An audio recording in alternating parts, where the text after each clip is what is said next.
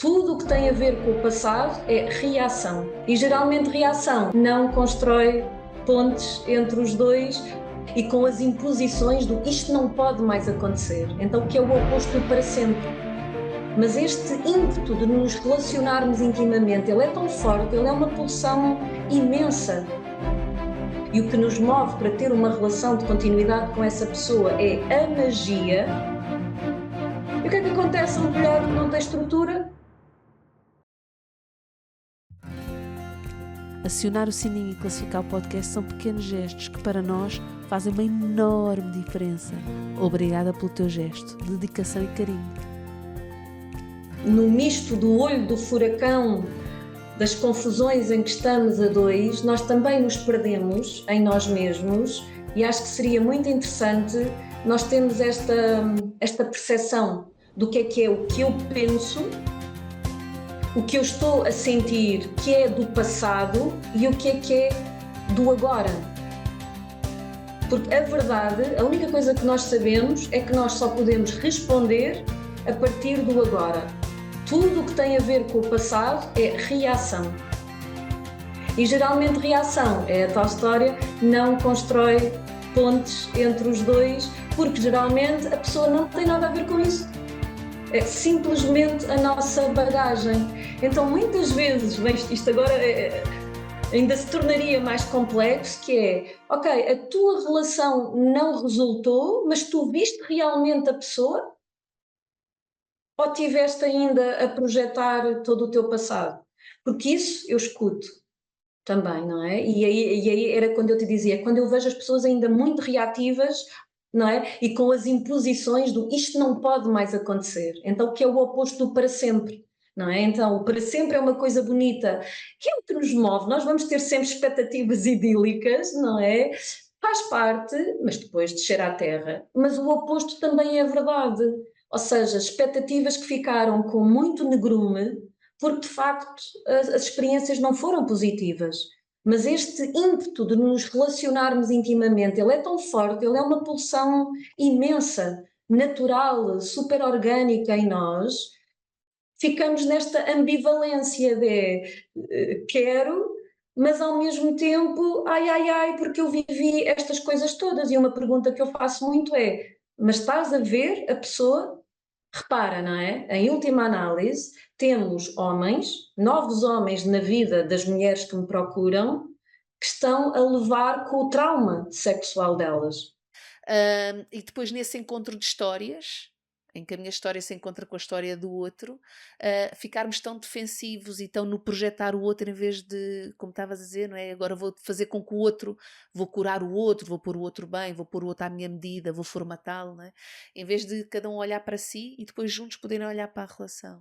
Isso era uma das coisas que me estava aqui a surgir. Por outro lado, não há forma de nós descobrirmos nada sobre nós que não seja na relação com os outros. E isto é muito paradoxal, não é? Que é, eu tenho que perceber sobre mim, eu tenho que me conhecer a mim para poder estar em relação, para poder desfrutar mais da relação com o outro. Porém, é na relação com o outro que eu me consigo descobrir a mim. Então, vamos outra vez para a balança e para as coisas a mexer e a entrelaçarem-se. É preciso as duas coisas em simultâneo.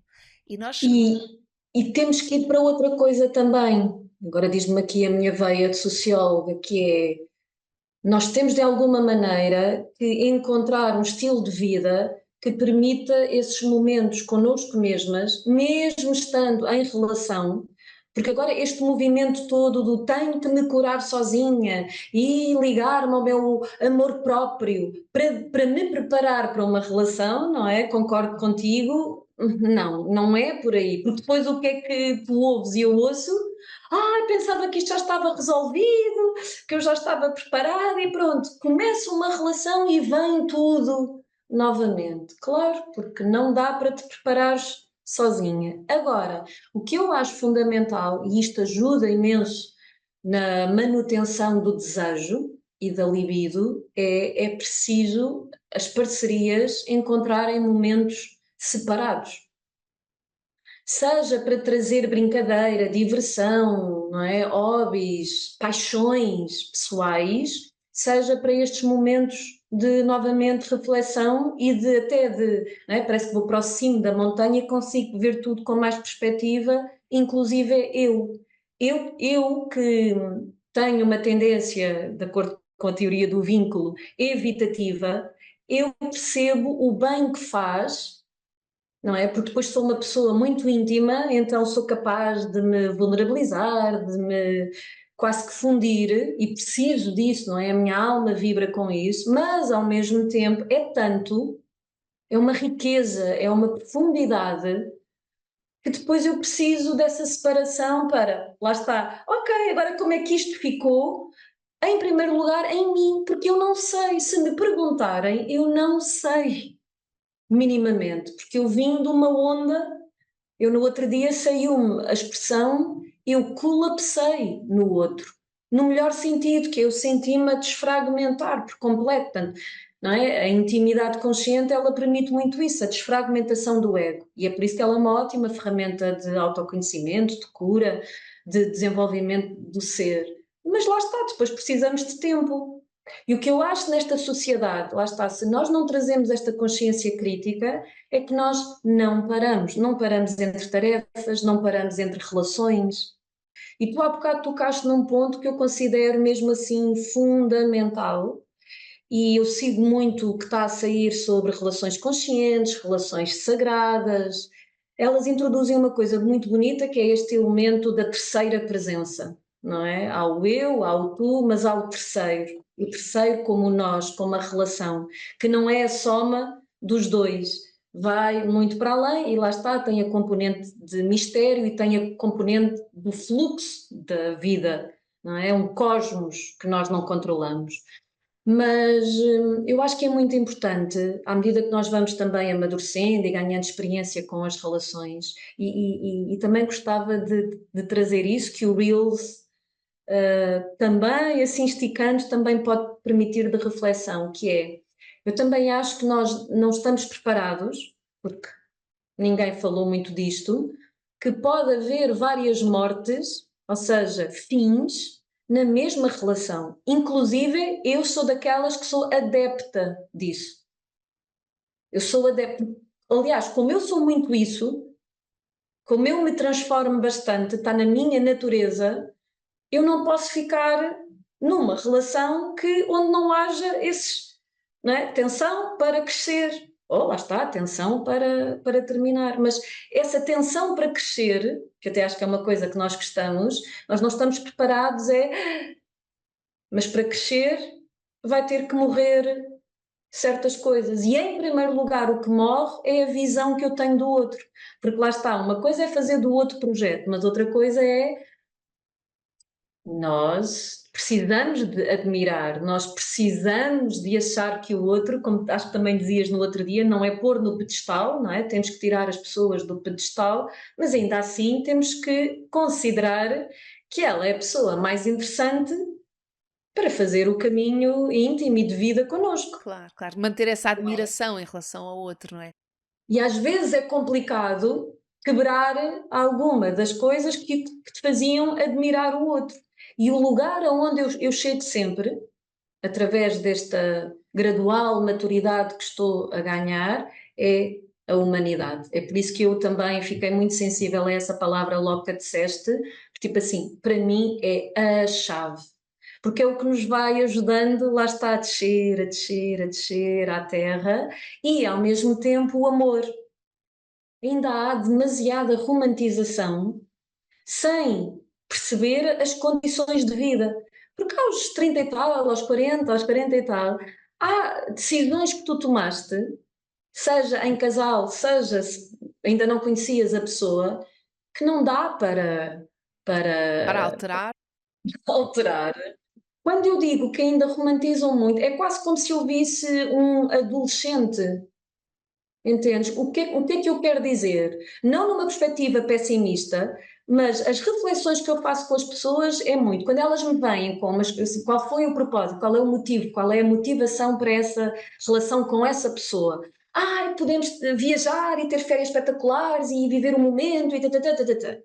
E depois pergunto mais, idade, o que é que faz e etc. Então, fazer aqui de advogado do diabo é dizer, tens noção da probabilidade de agora haverem condicionantes como, não é? Pais doentes, a quem tens que dar Também. apoio, Uhum, exato. filhos que não sei quê, se é empreendedor, tens noção que mesmo ao fim de semana a pessoa pode estar sobrecarregada com stress, com problemas para resolver, nananã, nananã, nananã. Como é que isto encaixa? Já agora, se houver aqui pessoas que isto ressoa, pode ser interessante. Uma palavra que eu não deixo passar em consulta é mágico, é magia. Isso na adolescência é tudo o que é preciso, porque não temos contas para pagar, porque não somos nós que fazemos a comida, vamos ao supermercado, temos que cozinhar, limpar a cozinha, ou seja, é aqui que eu às vezes apanho as pessoas, percebes? Claro, podem apanhar alguém que continua numa vida de magia até aos 80 anos, mas a probabilidade é pouca. E portanto, se nós vamos estar a ancorar o que nos atrai e o que nos move para ter uma relação de continuidade com essa pessoa é a magia,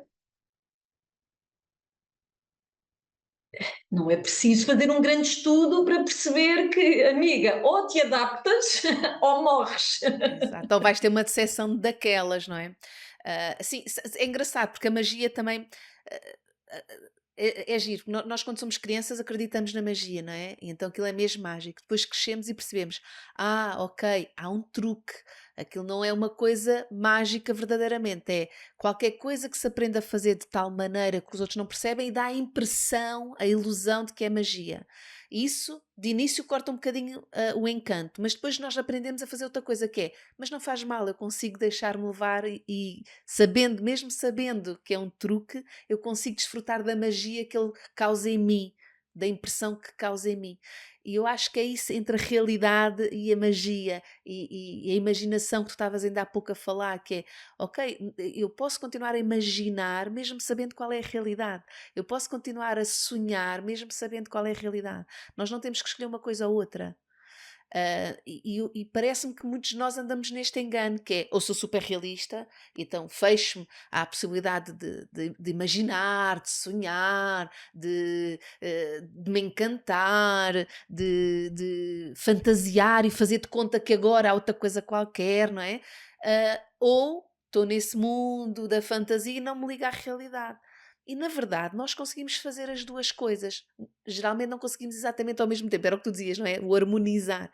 Mas conseguimos ir andando de um lado para o outro. Sabes, eu acho isso espetacular, porque também está muito ligado à nossa fisiologia. O nosso cérebro também tem dois hemisférios que operam a informação e que tratam a informação de forma bem diferente. E há um que é melhor e para ele é mais fácil ter essa amplitude imagética, não é? E de sonhar, não é? E o outro é mais analítico.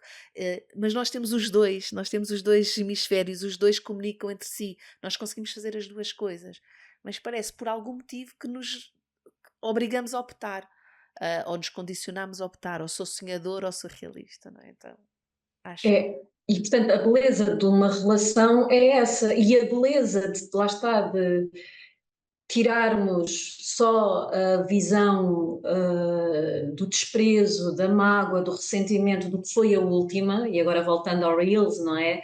Com o tempo, com o trabalho interior, é mesmo isso, é conseguir dar graças por tudo o que vivemos, que só seria possível porque aquela pessoa sentiu interesse por nós, sentiu atração, quis ficar connosco naquela fase da nossa jornada.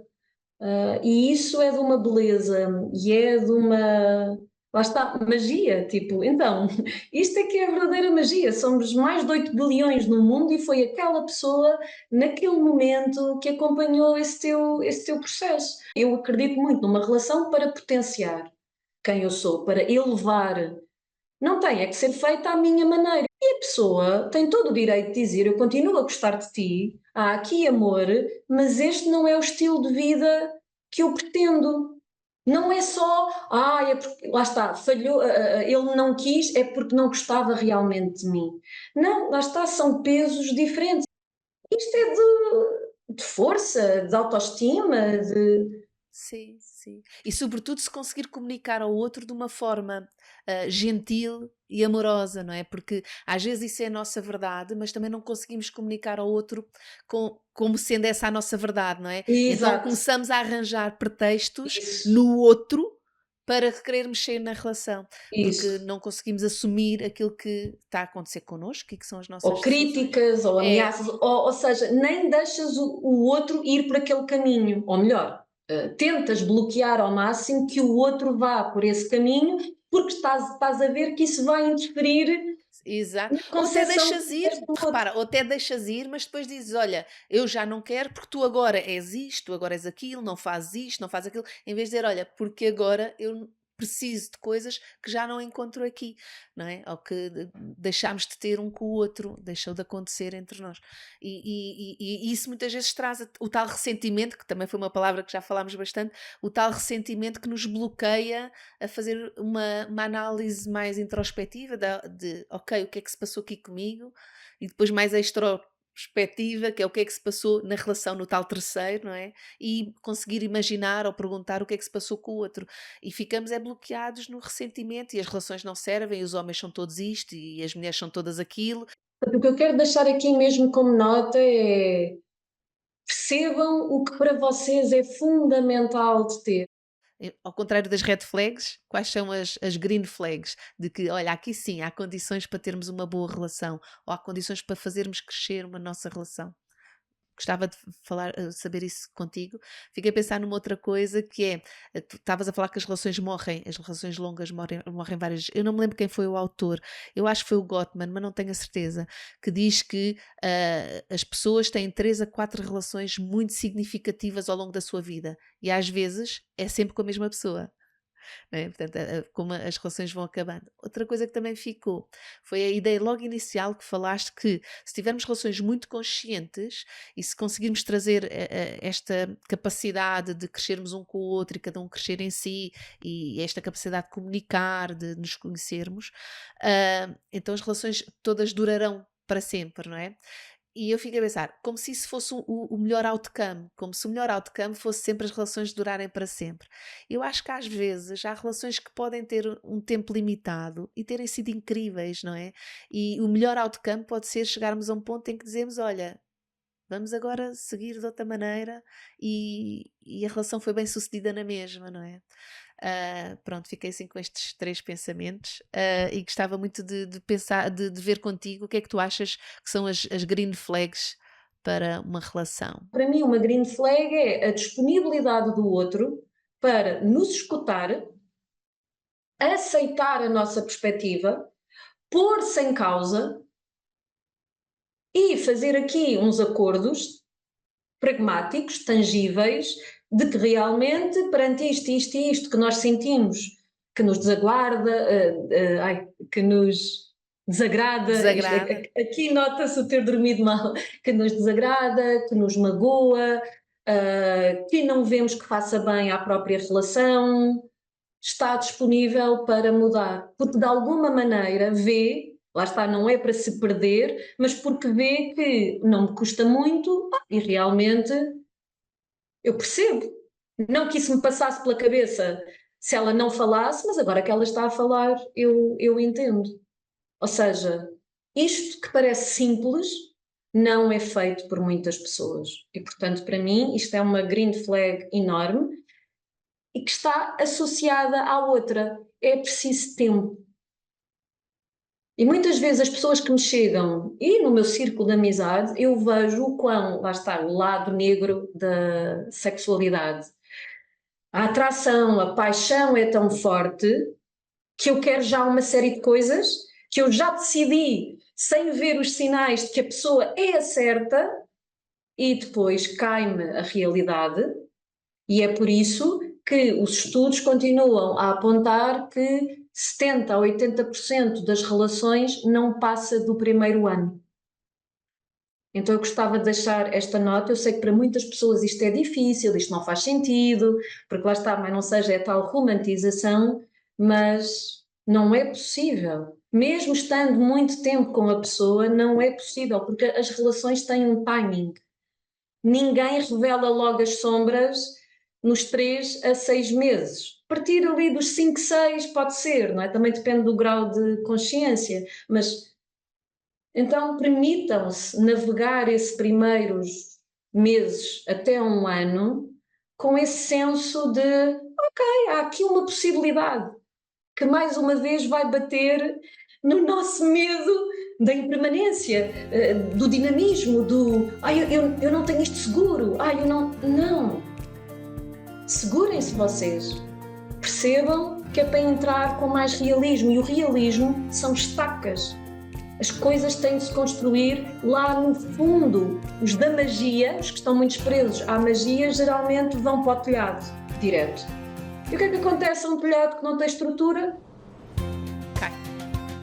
Porque esta história de o outro mudou, quem és tu? Tu mudaste. Eu não conheço esta pessoa. Não, esta pessoa está lá desde o início. E mais uma vez temos aqui um paradoxo. E quando as pessoas dizem tu mudaste, é porque ou o outro não mostra esta característica porque sabe que é desafiante, ou até mostra, mas tu só estás a querer ver o lado, lá está, mágico daquela característica. Sim. Com 162 episódios e 57 momentos, mais de uma centena de convidados e muito conteúdo relevante, temos contribuído todos juntos para uma transformação real das crenças associadas ao divórcio, à separação e à parentalidade não conjugal. Por isso, obrigado a todos e a cada um dos convidados do nosso podcast. Obrigada a todos e a cada um dos ouvintes que nos acompanha e que nos partilha. Um abraço.